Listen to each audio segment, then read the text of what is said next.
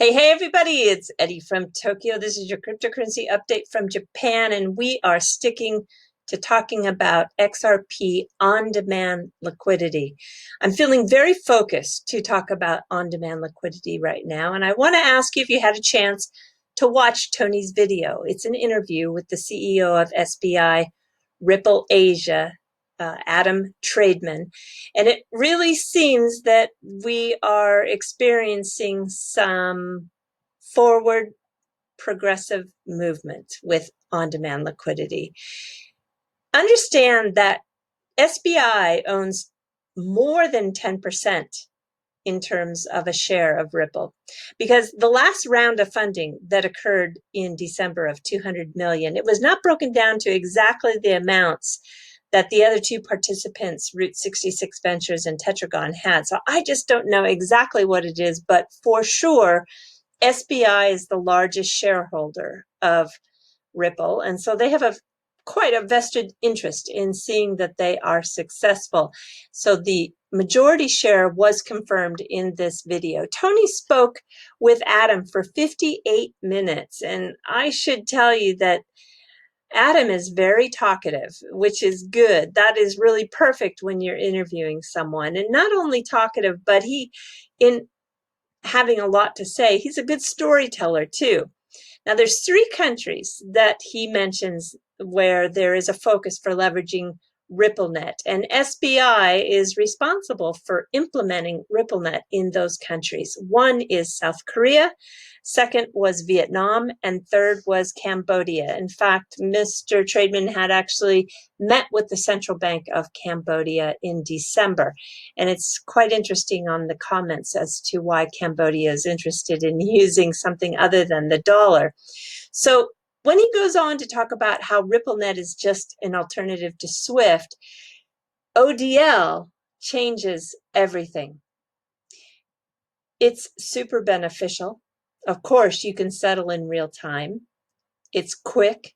It eliminates that pre-funding requirement.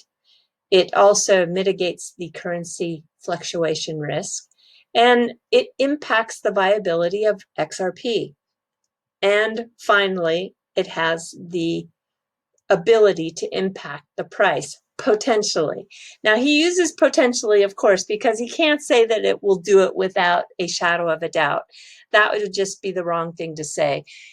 If this big vision can be realized, and there are piles of XRP out there all around the globe facilitating on-demand liquidity, it will have an impact on both demand and supply. And we all know that has a direct impact on price.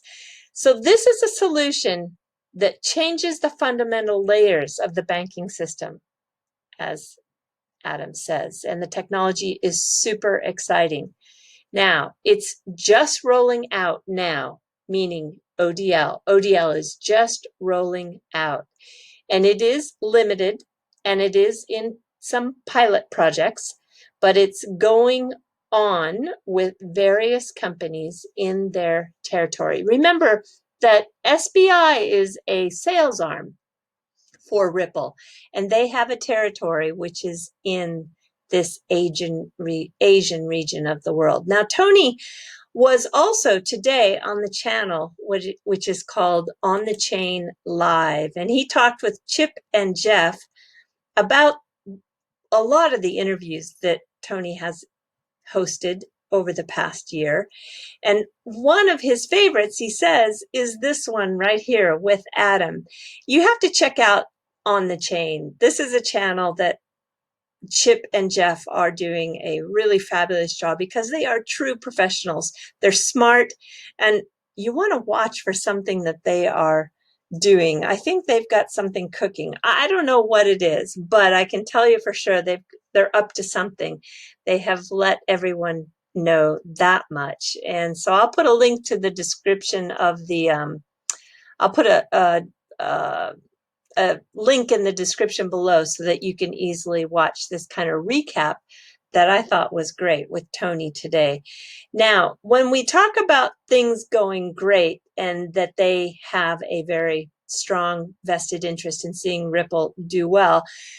Adam said they feel very positive about this, and it really is something that goes way beyond speculation. It's a real use case.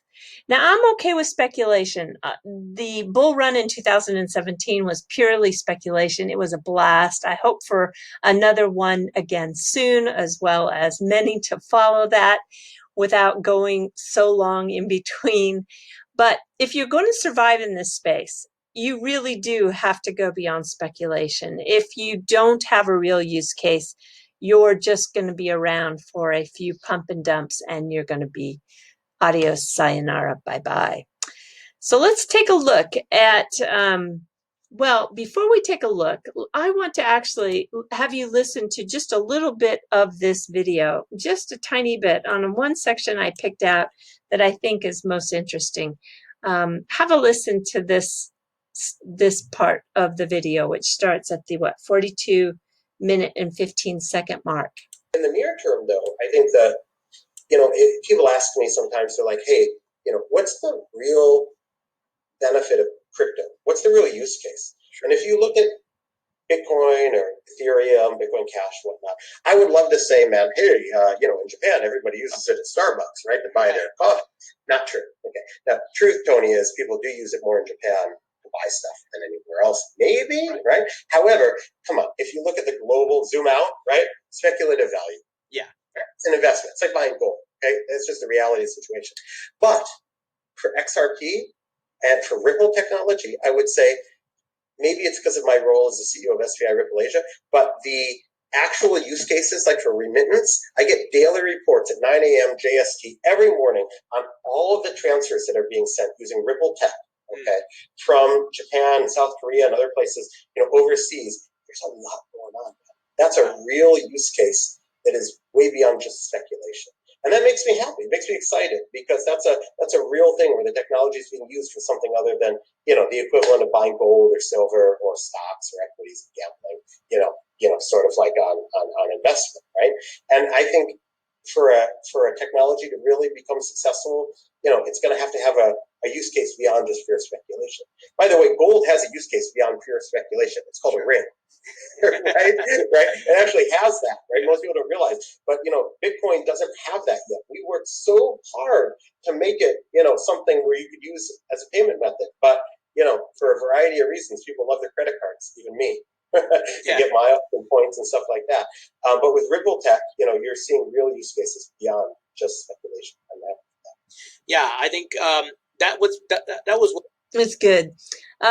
You'll find Tony is really one to watch for interviews, because he allows the guest to speak in a way he never interrupts him, ever. I like his style. All right, so let's take a look at what's going on with those three countries, shall we? First one is Cambodia. SBI bought a 70% stake in the Cambodian microfinance firm LY Hour in October. And it was with the plans to turn it into a full-fledged commercial bank. SBI got that banking license in Cambodia in April. Wow, that's not that easy to do. And the bank that now is a full-fledged bank is called SBI LH, and they have actually 4 positions that they're looking for. IT infrastructure supervisor, a database admin, a network administrator, and a senior analysis admin. So it looks like these are the, I went back and looked at some older posts for jobs, and the list was very, very long, but this looks like this is all that's left. So they're getting, I think, very much established in that country. Now, I want to jump to South Korea. South Korea, there's a whole lot going on. SBI has had a very large venture capital fund there that they established back in 1986. And SBI operates the SBI South Korean Savings Bank. And this bank is one that's quite established. It has 20 branches throughout Korea. And in March 2020, the performance of the bank was steadily improved, and the profit seemed to be only second to SBI securities, despite the impact of the global shutdown. So I think the bank is doing very, very well. Now, in February, we know that Coinone began using Ripplenet, and they also were joined along with 3 other fintechs. Coinone is doing the remittances through a application called Cross, and this is what it looks like. I think, wow, you'll also notice that if you were paying attention to the new Pay ID that was launched, where Ripple is using a platform now that will move the value of money like information, and it doesn't matter what crypto or what fiat, it is one of these platforms that's going to work for everybody. It's really quite amazing. But Coinone was one of the founding members of that list that you saw, that are reaching 100 million people just to start. You're going to see that list really grow too. It was founded, Coinone was founded by someone who's quite famous as a white hacker. This is Kevin Shaw.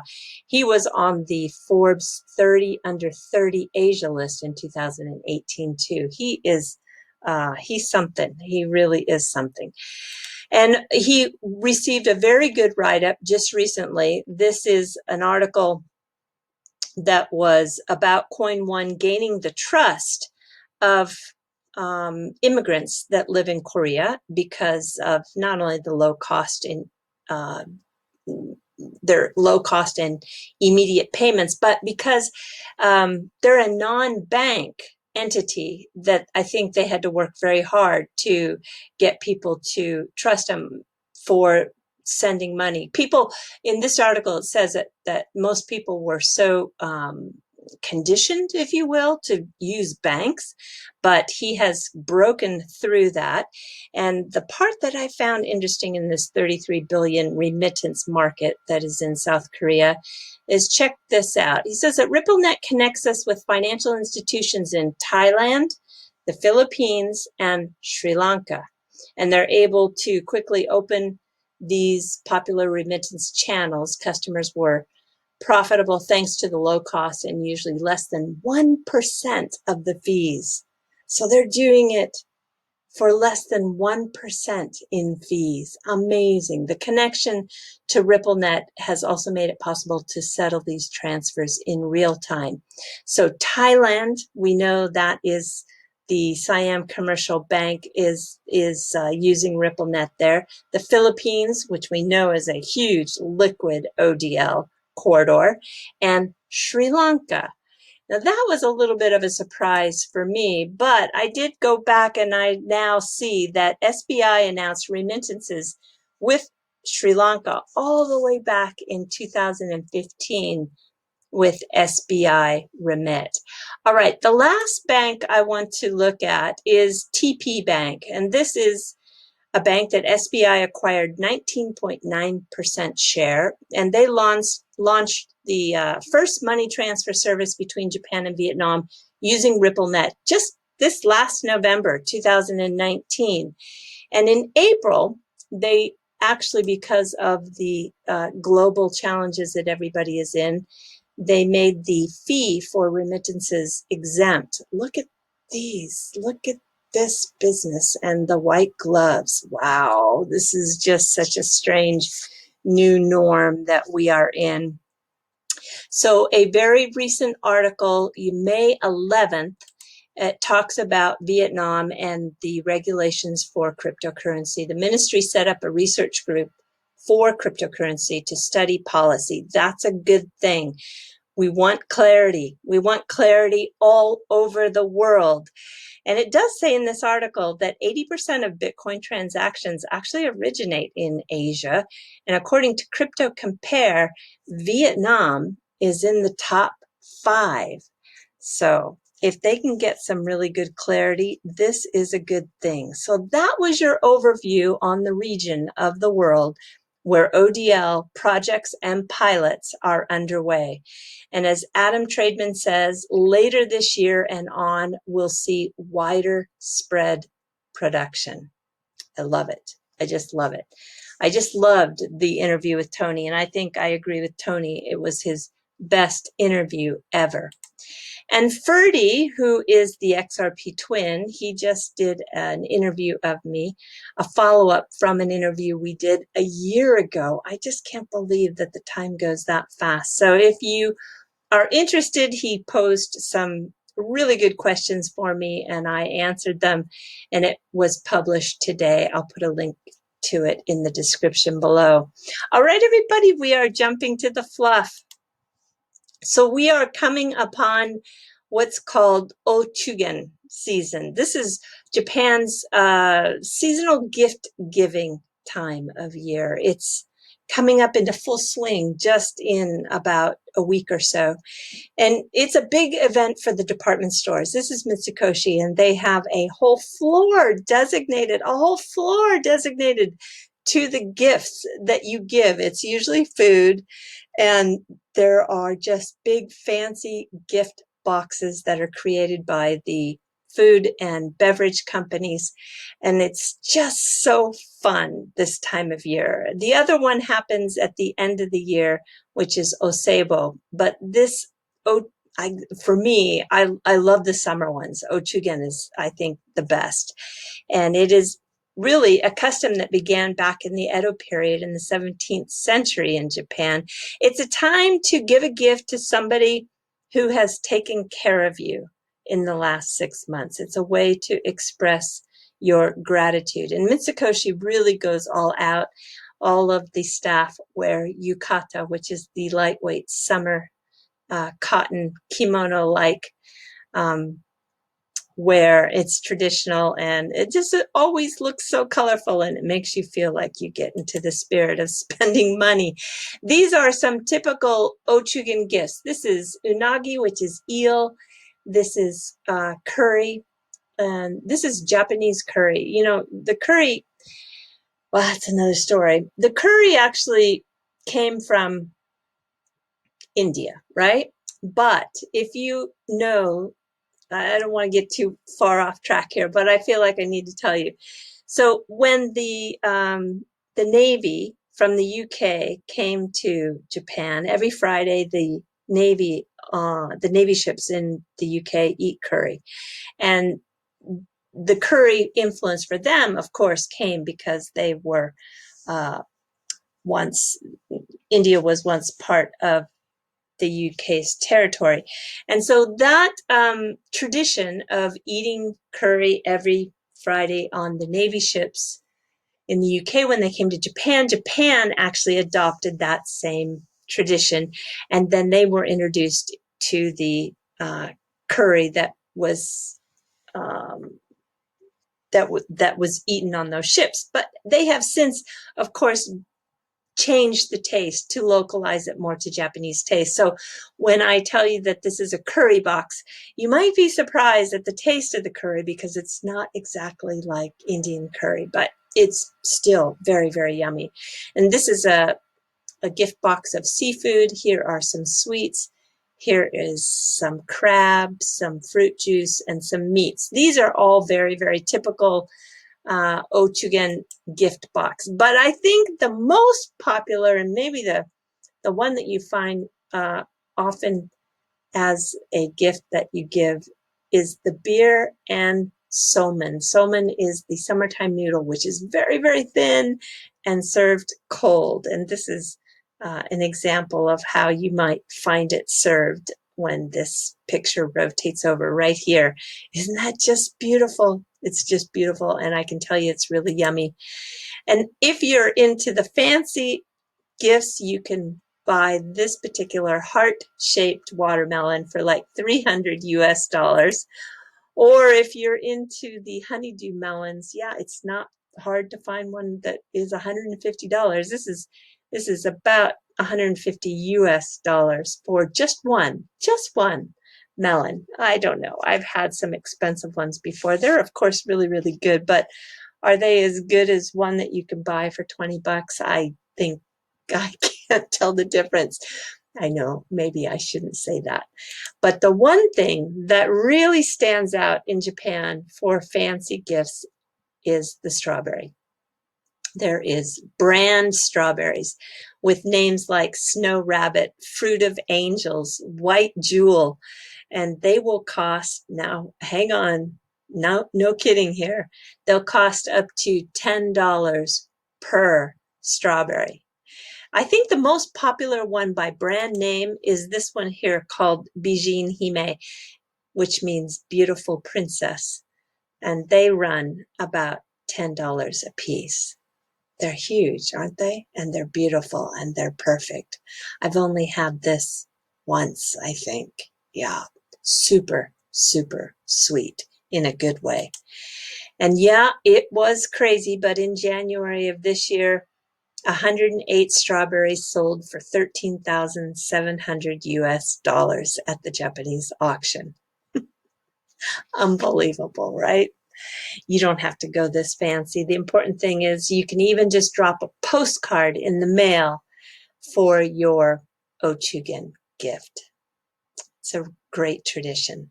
You might pick it up even if it's not practiced in your country. All right, everybody, do take care. Sayonara for now. Bye-bye.